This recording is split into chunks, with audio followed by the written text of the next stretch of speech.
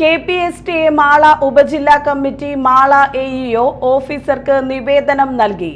TET യോഗ്യതയുമായി ബന്ധപ്പെട്ട് supreme കോടതിയുടെ ഉത്തരവിന്റെ മറവിൽ യോഗ്യതയുള്ള അധ്യാപകരുടെ പ്രമോഷനും സർവീസ് ആനുകൂല്യങ്ങളും തടഞ്ഞുവെക്കുന്ന നടപടിക്കെതിരെ സംസ്ഥാന വ്യാപകമായി വിദ്യാഭ്യാസ ഓഫീസുകളിൽ നിവേദനം നൽകുന്നതിന്റെ ഭാഗമായാണ് KPSTA മാള ഉപജില്ലാ കമ്മിറ്റി മാള AEOക്ക് നിവേദനം നൽകിയത്.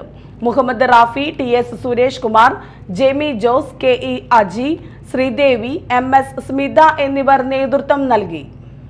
1385/2025 എന്ന് പറയുന്ന ഒരു ഹർജി, അതിൻ്റെ കൂടെ മറ്റ് ഹർജികളും സുപ്രീം കോടതിയുടെ പരിഗണനയ്ക്ക് വന്നിരുന്നു. അതിൻ്റെ ഒരു ഉത്തരവ് 19/2025 സുപ്രീം കോടതി പുറപ്പെടുവിക്കുകയുണ്ടായി. ആ ഉത്തരവാണ് ഇന്ന് കേരളത്തിലെ അധ്യാപകരെ ആശങ്കയിലാഴ്ത്തിയിരിക്കുന്നത്. കാരണം 2012 മുതൽ ജോലിയിൽ പ്രവേശിച്ചവർക്ക് കൂടി ടെറ്റ് നിർബന്ധമാക്കിക്കൊണ്ടുള്ള ഒരു ഉത്തരവാണ് സുപ്രീം കോടതി പുറപ്പെടുവിച്ചത്. അതിൽ സുപ്രീം കോടതി അത് ടെറ്റ് എടുക്കാൻ വേണ്ടി 2 വർഷത്തെ സാവകാശം തരികയും 5 വർഷം മാത്രം സർവീസുള്ളവർക്ക് ഇളവ് നൽകുകയും ചെയ്തിരുന്നു.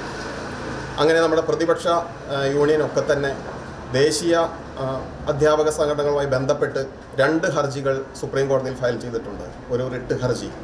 ഒരു റിട്ട് ഹർജിയും ഒരു പുനഃപരിശോധന ഹർജിയും. അതിൻ്റെ തീരുമാനങ്ങൾ വരുവാനിരിക്കുന്നേ ഉള്ളൂ.